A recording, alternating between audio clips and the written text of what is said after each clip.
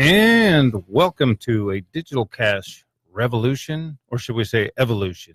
So we're a new show here in Phoenix, and we're here to demystify the thoughts about Bitcoin and Bitcoin accessories, or whatever you want to call it, cryptocurrencies, digital cash, all of these newfound monies that are here to subvert the government. And we're going to let you know how you can get involved with Bitcoin and digital currencies, cryptocurrencies, without getting screwed, how to set up wallets, what to do and what not to do. So we've got some local experts, and there's going to be some resources right here in Phoenix where you can actually go to and find out what to do. And with me here is Doug. Yes, hello. I am with Phoenix Crypto. We are a local cryptocurrency and digital currency trading company here in Phoenix. Well, so Doug, tell me about the class that you're wanting to get started here, because we're trying to reach the people who don't know anything about cryptocurrencies, because they tune into the television and all they hear are things about Bitcoin's for drug money and this and that, and it's crashed, it's done this, it's done that. But we want to find out what the truth is and how people can get involved in this, or if they want to be involved in it, why they need it and what it means. And what does it mean to you? Bitcoin to me means freedom.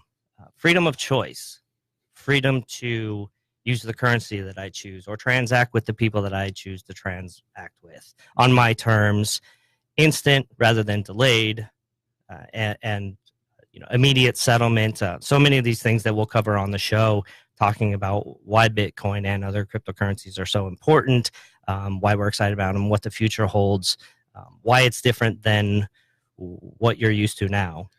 Well, it's obviously a tool for the everyman, because about a week ago, maybe 2 weeks ago, something like that, I was in San Diego. I went to a bankers conference, and I was there to ask them about blockchains and cryptocurrencies and how that applied to the banking system. How would they be able to use it?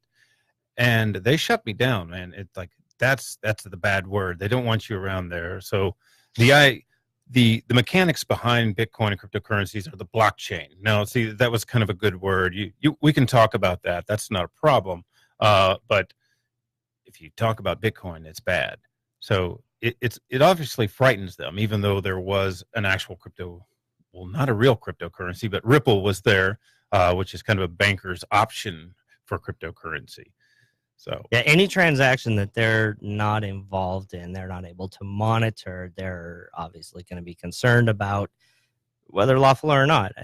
But our freedom, our ability to choose, like I said, on our terms is extremely important, because without economic freedom, you can't have personal freedom, and vice versa. So let's talk about permissionless, like how these cryptocurrencies are.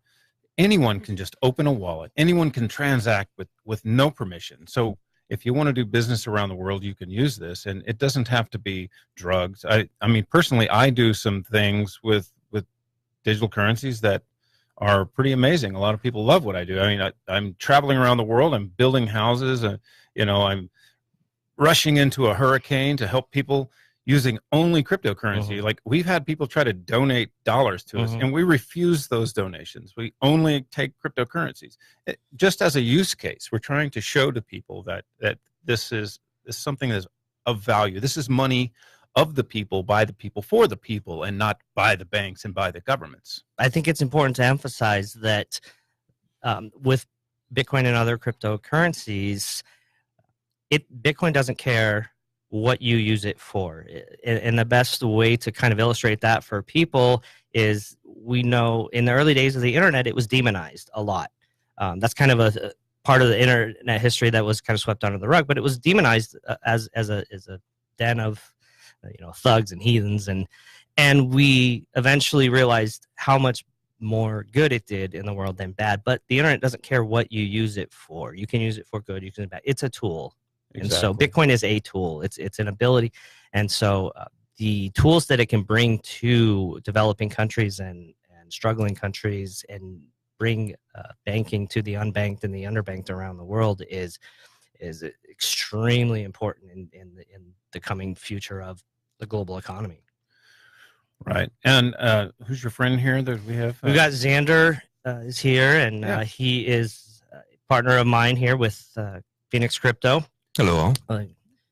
Xander. Mic We is are on.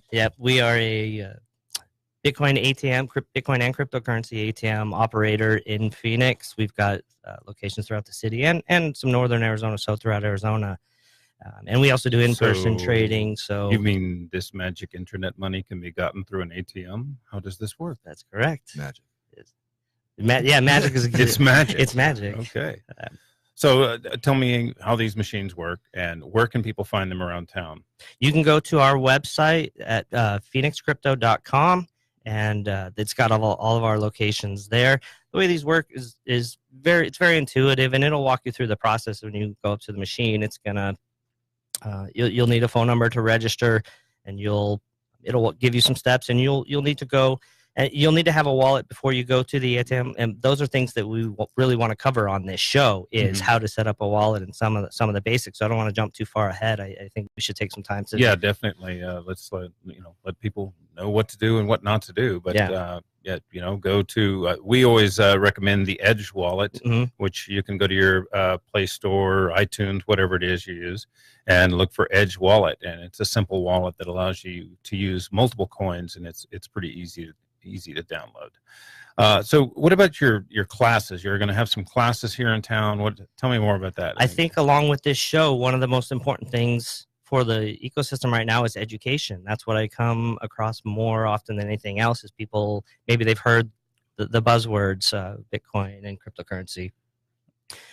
And we want to get out there and educate, and we are going down that road where we are going to be starting that setup. Stay tuned, and we're going to have those. Right. I mean, how do you buy it? I mean, yes. I guess the meetups or these classes, this is the place where you're going to want to go to meet people who are going to, help you figure out what exchange to use or who to buy it from. A lot of the times what you'll do is when you go to these meetups, and you have a monthly meetup here at one of the local pizza shops, yes. Is it Classic Crust Pizza? Yeah, so you can go there, hang out, meet the people, and they will generally just sell you some at cost, and you won't have to worry about paying the large markup of exchanges. But the community is very, very enthusiastic about this kind of money. They really want you to get involved and start using it. It's quite a feeling. I mean, personally, my income is 100% on cryptocurrencies, and I live off of that. And sometimes it's hard to do a workaround or whatever, but it's also exciting to have to do it. I love it. So when are these classes going to take off? We've got our next one coming up June 6th, and that is going to be at the Monastery in Mesa, Arizona. I don't have the address off the top of my head, but if you go to meetup.com or the Meetup app on Android or iOS and search for Arizona Bitcoin Meetup, you will find us there, and we're going to be hosting that June 6th. June 6th. And the name of that location again? That is the Monastery in Mesa.